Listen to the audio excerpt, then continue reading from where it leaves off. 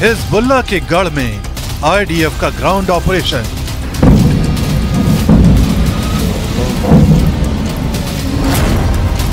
Lebanon में 2 kilometre तक घुसी इजराइल की सेना।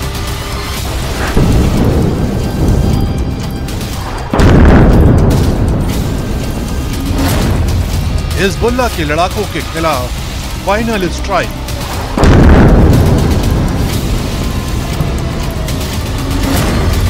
क्या 3 तरफ से घिरा इजराइल भेद पाएगा चक्रव्यूह?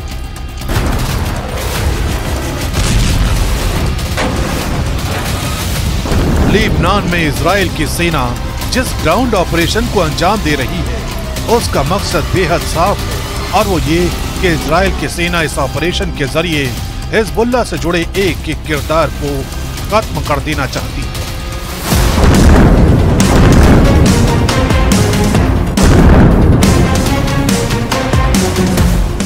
लेकिन ये इतना आसान नहीं है, क्योंकि शुरुआती ऑपरेशन में जो खबरें आ रही हैं वो इसी बात की ओर इशारा कर रही हैं कि हिजबुल्लाह के गढ़ में घुसकर इजराइल की सेना को अच्छा खासा नुकसान उठाना पड़ रहा है। खुद इजराइल की तरफ से दावा किया जा रहा है कि लेबनान में ग्राउंड ऑपरेशन के दौरान उसके 8 सैनिक मारे जा चुके हैं, जबकि 30 से ज्यादा सैनिक घायल हो चुके हैं। यानी दुश्मन को जड़ से खत्म करने के चक्कर में इजराइल के सैनिक अपनी जान गंवा रहे हैं। उसके लिए लेबनान में कदम कदम पर चुनौती है। एक्सपर्ट भी मानते हैं कि लेबनान में इजराइल के लिए दाखिल होना तो आसान है, लेकिन दुश्मन का काम तमाम करके वहां से सुरक्षित निकलना बेहद मुश्किल है। इसकी वजह है हिजबुल्लाह का गढ़ और उसकी सैन्य ताकत।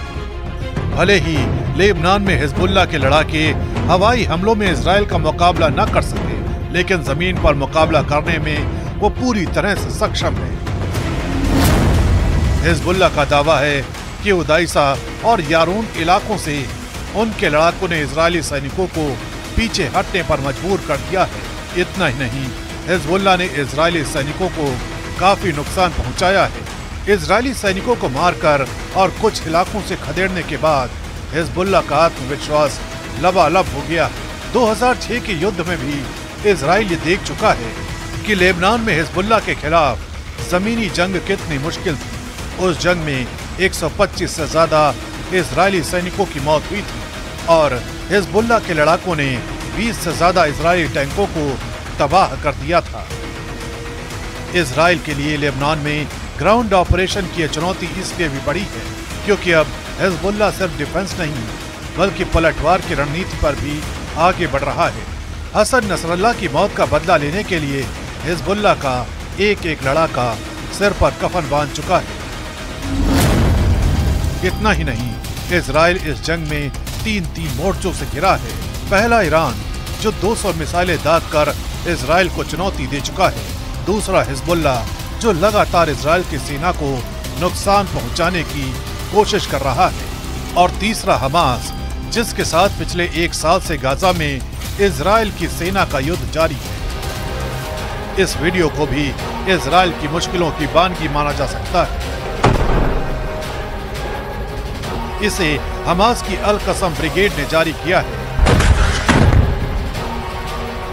इस वीडियो में इजराइल की सेना के उन टैंकों को मार गिराने का दावा किया गया है जो टैंक हमास के लड़ाकों का सफाया करने के लिए गाजा में दाखिल हुए थे। यानी इजराइल को अगर अपने मिशन को अंजाम देना है तो उसे तीनों मोर्चों पर दुश्मन को शिकस्त देनी है।